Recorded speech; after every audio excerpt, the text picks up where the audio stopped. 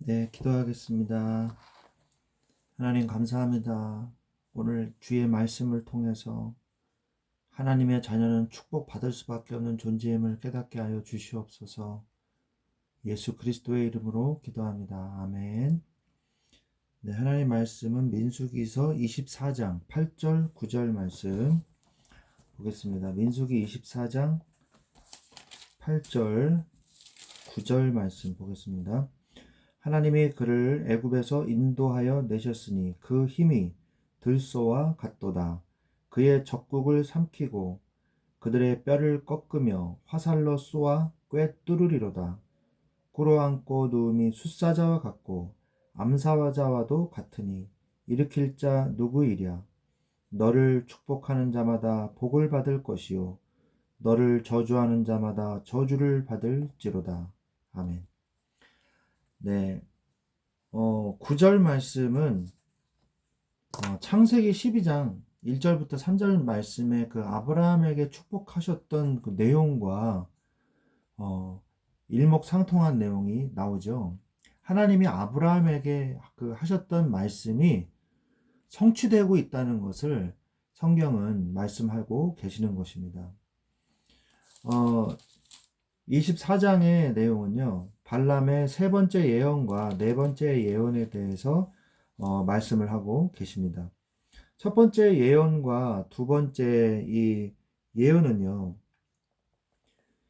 발람이 아무리 저주를 하려 그래도 하나님의 그의 입술을 주장하셔서 저주조차 할 수 없게끔 만들죠. 그래서 처음에는 장소가 잘못됐나 보다. 이스라엘 민족 전 군을 다 보여주니까 발람이 겁을 먹었나 보다. 그래서 조금만 보이는 곳에 가서 예언을 시켰는데 또 발락이 시켰는데 발람이 못하죠. 하나님의 주권이 입술에 딱 잡혀 있는데 할 수가 없는 겁니다. 내가 그대로 하지 않을 수 없다고 하지 아니하더이까, 이렇게 발람이 고백을 하죠. 자, 이제 세 번째 예언으로 이제 들어가서, 세 번째 예언은 첫 번째, 두 번째는요, 그의 입술만 주장을 했거든요. 그런데 세 번째 예언은요, 아예 발람의 인격을 하나님이 사로잡습니다. 하나님의 영이 그 위에 임하신지라, 이렇게 나오거든요. 24장 2절에 보면 눈을 들어 이스라엘의 그 지파대로 천막을 친 것을 보는데 그때 하나님의 영이 그 위에 임하신지라, 이렇게 나와요. 그러니까 이번에는 전 인격적으로 발람을 하나님께서 하나님의 주권으로 사로잡으신 거죠. 그래서 영안도 열어주고 입도 열어주고 이 심령도 뜨겁게 만든 거예요. 그래가지고 전 인격적으로 예언하게 만든 거예요. 자, 그래서 하나님의 전 인격적인 역사 앞에 이 발락의 저주는요, 축복으로 바뀔 수밖에 없었던 것입니다. 그래서 우리가 아까 방금 읽은 이스라엘의 이 탁월함을 칭찬하는 이 예언으로 가득 차 있는 것이죠.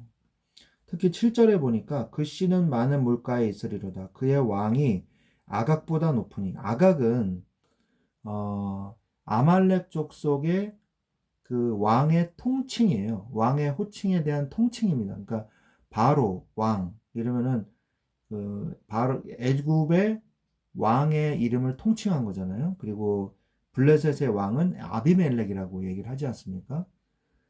그런 것처럼 아말렉 족속을 그 왕호를 통칭해서 아각이라고 얘기를 하거든요. 그러니까 그것보다 높으니 그의 나라가 흥왕하리로다. 그 당시 이 가나안 근동 지역에서 아말렉 족속이 굉장히 위세를 떨치고 있었던 것으로 보입니다. 이들은 이제 유목민족인데 그 당시에는 그래도 좀 세력이 있었던 것으로 보여요. 이 아말렉 족속은 이스라엘 사람들이랑 좀 사연이 있죠. 이들이 12명의 정탐꾼을 보내고 난 후에 불신앙을 하잖아요. 불신앙을 하고 난 다음에 많은 이 사람들이 고통을 받습니다. 저주를 받아요. 그 불신앙에 대한 죄를 받아요. 그래서 20세 이상의 남자는 들어가지 못하게 되지 않습니까? 그래서 이스라엘 사람들이요, 이성을 잃고 하나님 이제 잘못했습니다 이렇게 하는데 그때는 이미 늦은 거죠. 그래서 그러면서 가나안 땅 쪽으로 바로 들어가려고 그래요. 일부 사람들이. 그래가지고 전쟁을 벌인 게 아말렉과 가나안 사람들과의 전쟁을 벌이죠.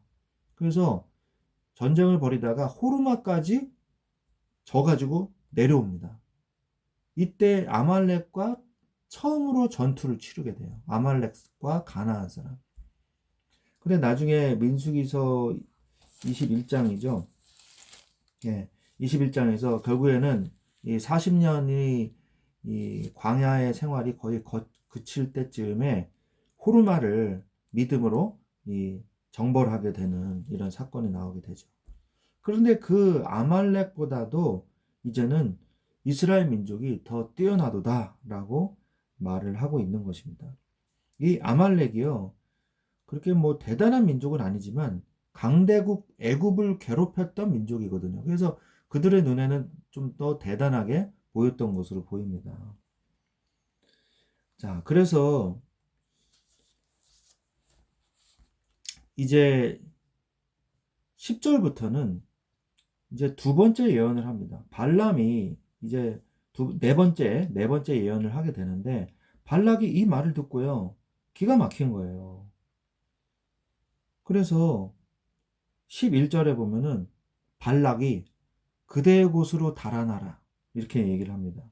그러므로 그대는 이제 그대의 곳으로 달아나라. 내가 그대를 높여 심히 존귀하게 하기로 뜻하였더니 여호와께서 그대를 막아 존귀하지 못하게 하셨도다. 예. 존귀하게 했지만 존귀하지 못하게 했대요. 네. 이제 더 이상 당신을 이용할 먹을 가치가 없다. 이제 그 얘기죠. 뭐 돈도 주고 뭐도 주고 다 해봤는데 당신은 도저히 안 되겠다. 이제 그대의 곳으로 달아나라. 이거 무슨 말이에요? 이제 꺼져. 이제 그 얘기죠. 너 살던 대로 가버려. 이젠 필요 없어. 하지 마. 더 이상 말하지 마. 이제 말조차 하지 마라 그러는 거죠. 이제 저주도 하지 말고 축복도 하지 말고 아무 말도 하지 마. 그런데 그게 마음대로 되나요? 그게 마음대로 되나요? 근데 발람이 돌아가지 않은 것으로 보여요. 왜냐하면 나중에 발람의 이름이 나옵니다. 신명기에서도 나오고 발람이 이 어떤 일을 했냐면 25장에 가면은 부올에서 미디안 여자들이 모압 여자들이 죄송합니다. 모압 여자들이 음행하기를 시작을 해요.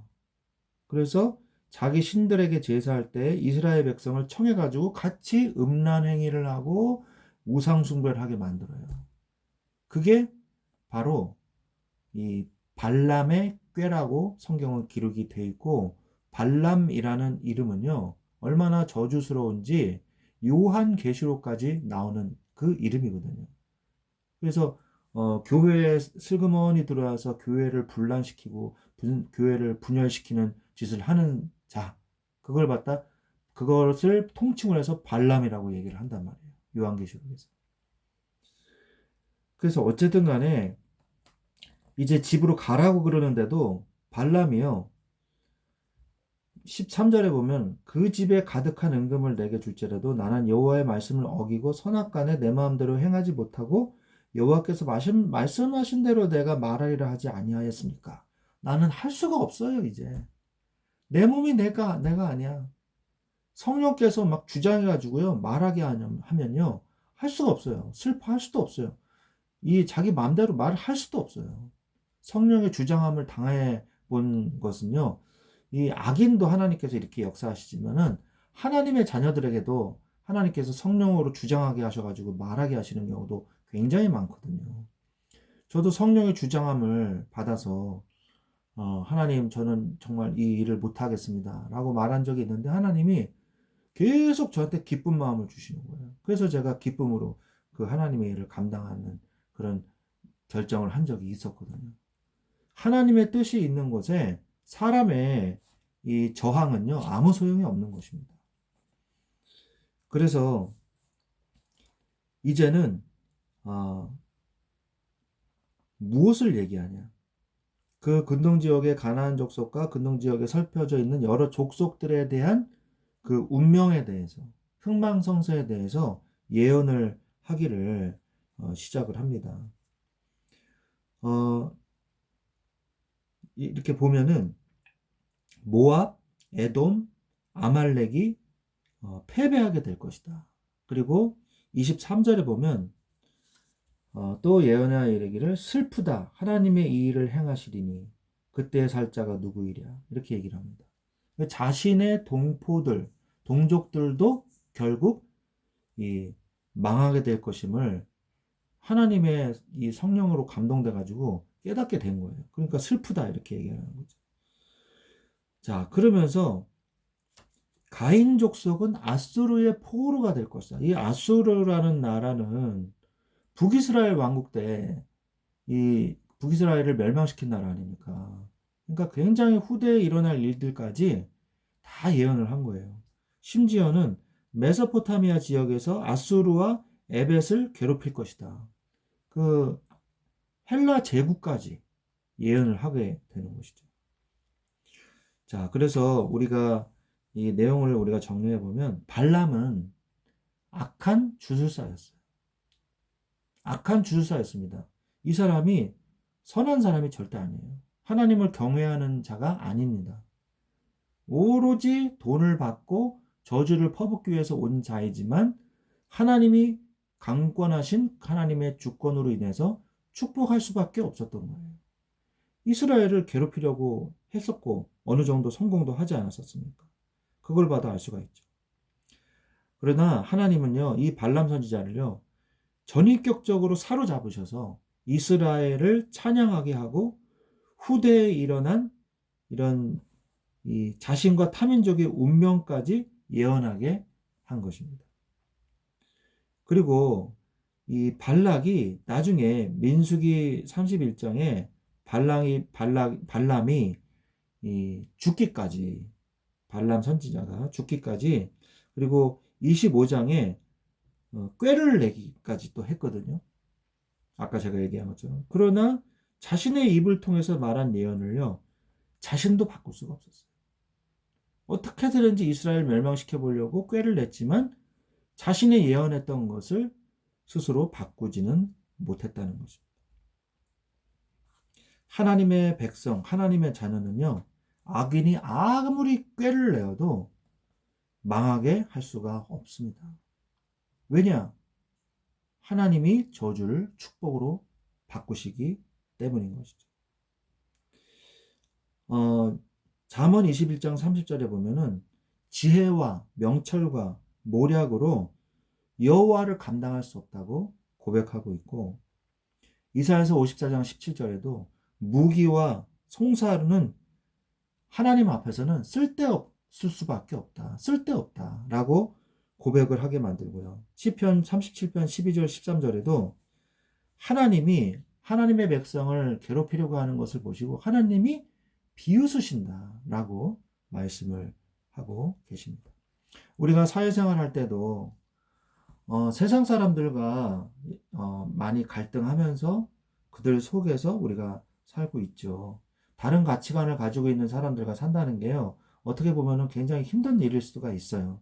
그들이 우리가 예배를 드리는 것을 이해해 줄 수 있나요? 이해해 줄 수 못하죠. 그러면서 비난하기를 일삼죠. 특히 요즘 같은 시대에 정말 기독교인이라고 말을 하기가 힘들 정도로 사회적으로 굉장히 공격을 받고 있어요. 그러나 진실한 하나님의 자녀, 정말 복음을 믿고 참 이 복음을 전하기 위해서, 하나님의 나라의 확장을 위해서 하나님의 뜻대로 사는 하나님의 백성은요, 하나님이 보호하신다는 것입니다. 어디에서? 광야에서. 남들이 아무리 저주를 퍼부어도 두려워하거나 무서워하지 마세요. 하나님은 모든 저주를 축복으로 바꾸십니다. 하나님의 자녀에는 하나님이 보호하십니다. 이 축복을 누리시기를 주 예수 그리스도의 이름으로 축원드립니다. 기도하겠습니다. 하나님 감사합니다. 하나님, 우리가 연약한다 할지라도 하나님께서 우리를 보호하시기에 창조주 하나님의 능력을 믿고 우리가 그분의 주님의 그 그늘 아래, 그 보호 아래 우리가 있게 하여 주시옵소서. 아무리 사단이 우리를 공격하고 아무리 세상 사람들이 우리를 저주하려 한다 할지라도, 핍박한다고 한다 할지라도 하나님은 그의 자녀를 지키시기에 능하신 창조주 하나님 여호와 하나님이신 줄 믿습니다. 하나님께서 우리에게 증거를 주시고 어떠한 시련과 어떠한 어려움이 온다 할지라도 믿음으로 승리할 수 있도록 우리에게 은혜를 더하여 주시옵소서. 감사하며 예수 그리스도의 이름으로 기도합니다. 아멘.